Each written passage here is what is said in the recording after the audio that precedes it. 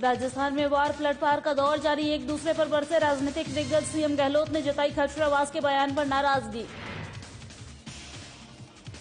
सरदार शहर में all India medical student association का ऐलान, 15 नवंबर तक मांगे पूरी नहीं होने पर दी चेतावनी। बीकानेर में सीएमएचओ ने सामुदायिक स्वास्थ्य केंद्र का किया निरीक्षण, स्वास्थ्य व्यवस्था का लिया जायजा, मरीजों के लिए व्यवस्था संबंधी फीडबैक। सवाई माधोपुर में Indian federation of working journalist की बैठक हुई संपन्न। बैठक में कई अधिकारी रहे मौजूद, पत्रकारों के विभिन्न मुद्दों पर हुई चर्चा। और भिलवाड़ा में 8 नवंबर को मनाई जाएगी देव दीपावली, 7,51,000 दीपों से होगा ऐतिहासिक दीपादान। नमस्कार, बहुत बहुत स्वागत है राजस्थान के हमारे इस खास बुलेटिन में। मैं हूं आपके साथ दिव्या सिंह। खबरों की शुरुआत करते हैं। राजस्थान में अशोक गहलोत गुट के 2 मंत्री एक दूसरे पर जमकर हमला बोल रहे हैं। मंत्री जोशी ने खचरावास के बयान पर बड़ा पलटवार करते हुए खुद को कांग्रेस का गुलाम बताया है। वहीं सीएम अशोक गहलोत ने भी खचरावास के बयान पर नाराजगी जताई है। देखा जाए तो राजस्थान कांग्रेस में सब कुछ ठीक नजर नहीं आ रहा है। अभी सीएम अशोक गहलोत और सचिन पायलट की अदावत खत्म नहीं हुई थी और इससे पहले गहलोत के 2 मंत्री की टकरार सामने आ गई है। राजस्थान सरकार में मंत्री प्रताप सिंह खचरावास और मंत्री महेश जोशी एक दूसरे के खिलाफ जमकर बयानबाजी कर रहे हैं। इधर बीजेपी के पूर्व मंत्री अरुण चतुर्वेदी ने कहा है कि मंत्रियों के विवाद से लगता है कि उनकी अपने विभागों पर पकड़ नहीं है और इस कारण से मंत्री अधिकारियों द्वारा नियम विरोध किए गए कामों पर कार्रवाई करने की बजाय उनके खिलाफ सार्वजनिक बयानबाजी कर रहे हैं। उन्होंने कहा है कि मंत्री को अपने साथी मंत्री के साथ इस तरह की भाषा का प्रयोग नहीं करना चाहिए। राज्य मंत्रिमंडल के सदस्यों के द्वारा जिस प्रकार से ब्यूरोक्रेसी के बेलगाम होने के वक्तव्य, अपने विभाग में जारी भ्रष्टाचार के ऊपर किसी प्रकार पर नियंत्रण नहीं करने के कारण से कई मुख्यमंत्री और बाकी मंत्रियों पर आरोप लगाने की बात और कहीं एसीआर भरने के अधिकार स्वयं को दिए जाएं, ये जिस प्रकार के वक्तव्यबाजियां चल रही है वो निश्चित रूप से जहां एक तरफ मंत्रिमंडल में मंत्रियों की कमजोरी को प्रदर्शित करता है, वहीं मंत्रियों की इस अज्ञानता को भी प्रकट कर रहा है कि उनको सामूहिक दायित्व जो मंत्रिमंडल का होता है दायित्व की पूर्ति नहीं करते।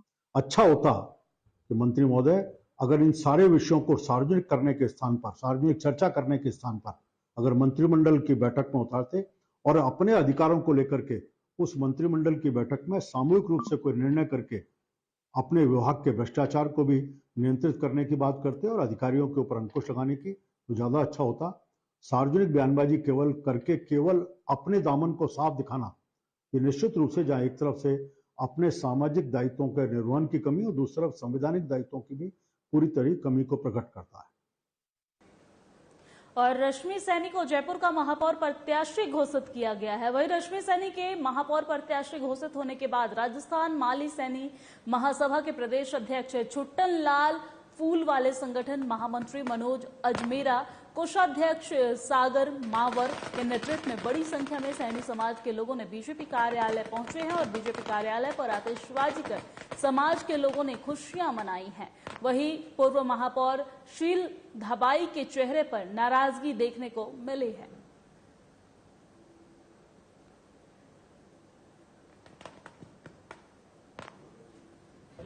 राजस्थान के अंदर माली सैनी समाज की एक बहुत बड़ी हमारी भारतीय जनता पार्टी ने हमारी बात मानी और उसके अंदर महापौर चुनके राजस्थान के अंदर इतना मैसेज दिया है कि आने वाली विधानसभा के अंदर भारतीय जनता पार्टी को पूर्ण बहुमत के साथ सरकार बनेगी।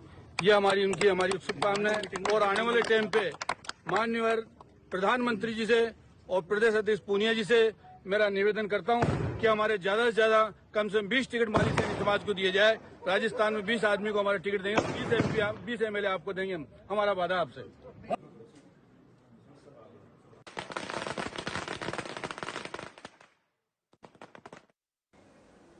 और खबरों में आगे बढ़ने से पहले रुक कर रहे थे इस वक्त की बड़ी खबर का। इस वक्त की बड़ी खबर जयपुर से सामने आ रही है, जहां जेडीए प्रवर्तन दस्ते की बड़ी कार्रवाई देखने को मिली है। जेडीए जोन 5 पृथ्वीराज नगर कॉलोनी में एक्शन हुआ है।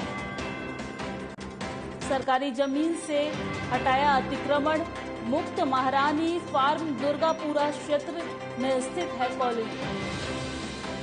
बड़ी खबर जयपुर से आपके टीवी स्क्रीन पे है। जेडीए प्रवर्तन दस्ते की बड़ी कार्रवाई देखने को मिली है।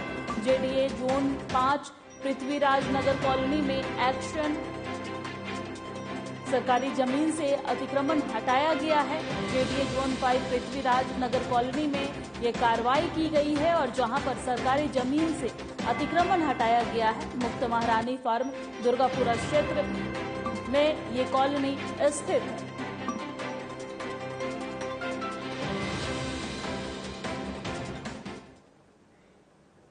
चलिए खबरों में आगे बढ़ते हैं। सरदार शहर में प्रदेश भर के युवाओं की मांगों को लेकर आंदोलनरत all India medical student association united के अध्यक्ष भरत बेनीवाल ने ऐलान किया है कि वो उपचुनाव में कांग्रेस का विरोध प्रदर्शन करेंगे।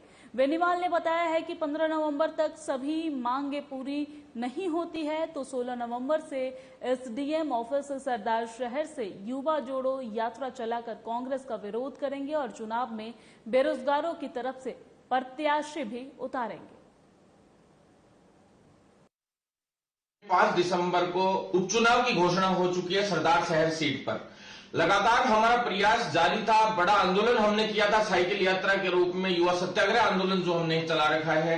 उसके अगले क्रम में हम लोग अब अगर 10 नवंबर तक हमें आश्वासन मिला था मुख्यमंत्री जी से, पूर्व के माह में हमें जो राष्ट्रीय आलाकमान है, राष्ट्रीय नेतृत्व है कांग्रेस का, उसने मुख्यमंत्री से हमें मिलवाया और साफ साफ यह बात तय हुई थी कि 10 नवंबर तक हमारी सभी मांगों की कम से कम 50% मांगों को पूरा कर दिया जाएगा। जिसमें विज्ञप्ति जारी करो अभियान था हमारा। विज्ञप्ति जारी करो अभियान के तहत सभी चिकित्सा विभाग की भर्तियों की विज्ञप्तियां जारी करने का काम हो, चाहे अदर वैकेंसीज की विज्ञप्तियां जारी कराने का या जो प्रक्रिया लंबित चल रही है भर्तियों के अंदर या लंबित भर्तियां उनको पूरा करने का काम हो। साथ ही इसके अंदर जो संविदा प्रथा को खत्म करने के लिए कि संविदा पे एक भी भर्ती नहीं आनी चाहिए और जो पूर्व के संविदा कर्मी उनको परमानेंट करने का काम किया जाए, जिसमें कम्युनिटी हेल्थ ऑफिसर का मुख्य रूप से हमने मुद्दा अभी लगातार हमारा जारी है कि सब कम्युनिटी हेल्थ ऑफिसर को 5 साल का जब बॉन्ड पेपर बढ़ा लेते उनको परमानेंट करने का काम सरकार करे। साथ ही शिक्षा विभाग में भी विद्या संबल योजना हो, चाहे 10,000 अंग्रेजी माध्यम की स्कूल जितनी भी स्कूलें हैं उनके अंदर शिक्षकों की भर्ती हो तो वो भी स्थायी रूप में होनी चाहिए, न कि संविदा पे हो। कोई भी भर्ती संविदा पे नहीं होनी चाहिए और संविदा पे जो पेमेंट है वो भी बहुत कम है तो उसको भी ज्यादा से ज्यादा 26,500 या 20,000 से तो न्यूनतम रखा जाए, समान कार्य समान वेतन के अनुसार। इस तरह की बहुत सारी लंबित मांगे हैं। सभी की सभी मांगे जल्द से जल्द सरकार पूरी करे। अगर सरकार 10 नवंबर तक पूरी हमारी मांगे नहीं करती है तो जो ये उपचुनाव है राजस्थान में सरदार शहर सीट पर, इसमें खुला विरोध कांग्रेस का हम लोग करेंगे और हम लोग सरकार के खिलाफ एक मुहिम चलाते हुए 15 नवंबर तक का हमने सरकार को अल्टीमेटम दिया है। 16 नवंबर से हमारी जो है युवा जोड़ो यात्रा जो है सरदार शहर में शुरू हो जाएगी और बड़े स्तर पे इस आंदोलन को किया जाएगा। हो सकता है हम अपना प्रत्याशी भी मैदान में उतार दें, लेकिन सरकार का विरोध तो खुले तौर पे करेंगे और कांग्रेस को हराने का काम करेंगे अगर सरकार ने हमारी जल्द से जल्द मांगे पूरी नहीं की तो। और अब खबर बीकानेर से है, जहां मुख्य चिकित्सा और स्वास्थ्य अधिकारी डॉक्टर मोहम्मद अबरार पवार ने नापासर के सामुदायिक स्वास्थ्य केंद्र का निरीक्षण किया है। वहीं सीएमएचओ के निरीक्षण के दौरान ओपीडी, आईपीडी और दवाइयों की उपलब्धता के बारे में जानकारी ली गई है। साथ ही प्रसव रूम का भी निरीक्षण किया गया है। इस दौरान मुख्य चिकित्सा और स्वास्थ्य अधिकारी ने चिकित्सकीय स्टाफ और अन्य कर्मचारियों की उपस्थिति सहित कई व्यवस्थाओं की भी समीक्षा की है।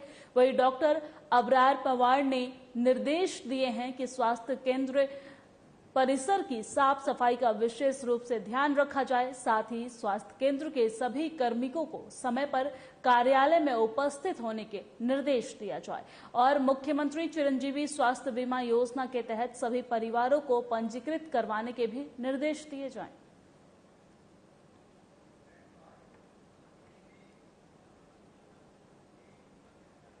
और Indian federation of working journalist यानी IFWZ सवाई माधोपुर की जिला स्तरीय बैठक और दिवाली स्नेह मिलन समारोह बुधवार को सूचना केंद्र में संपन्न हुआ है। वहीं जिला महासचिव जियाउल इस्लाम ने जानकारी देते हुए बताया है कि बैठक में जिला अध्यक्ष राजेश शर्मा सहित सभी ने एक दूसरे को दिवाली की शुभकामनाएं दी हैं। वहीं आगामी प्रदेश स्तरीय अधिवेशन को सफल बनाने सहित संगठन के विस्तार और पत्रकारों के विभिन्न मुद्दों पर विस्तार से चर्चा की गई है।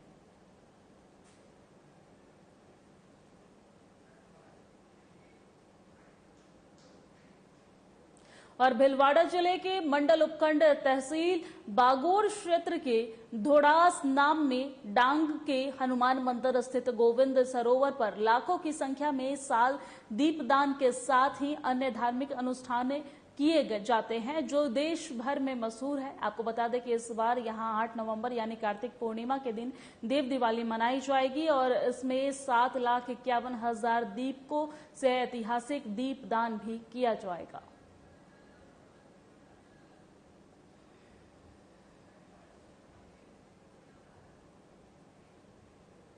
और खबर बीकानेर से है, जहां देव उठनी 11 के मौके पर शुक्रवार को पीपा क्षत्रिय समाज का सामूहिक विवाह समारोह का आयोजन किया गया है और पीपा क्षत्रिय सामूहिक विवाह समिति के बैनर तले गंगा शहर रोड स्थित शिव वैली में ज्योतिबा फूले भवन में 13 जोड़ों का परिणय सूत्र में बांधे गए हैं, यानी कि विवाह सामूहिक विवाह जो है वो किया गया है। और इससे पहले तुलसी शालिग्राम विवाह आयोजित किया गया है।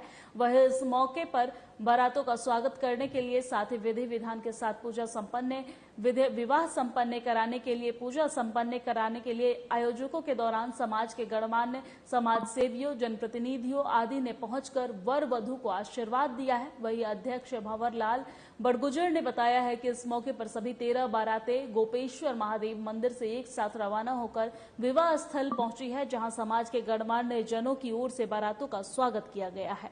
वहीं आयोजन में हिस्सा लेने के लिए बीकानेर सहित देश के विभिन्न क्षेत्र से समाज परिवार मौजूद रहे हैं।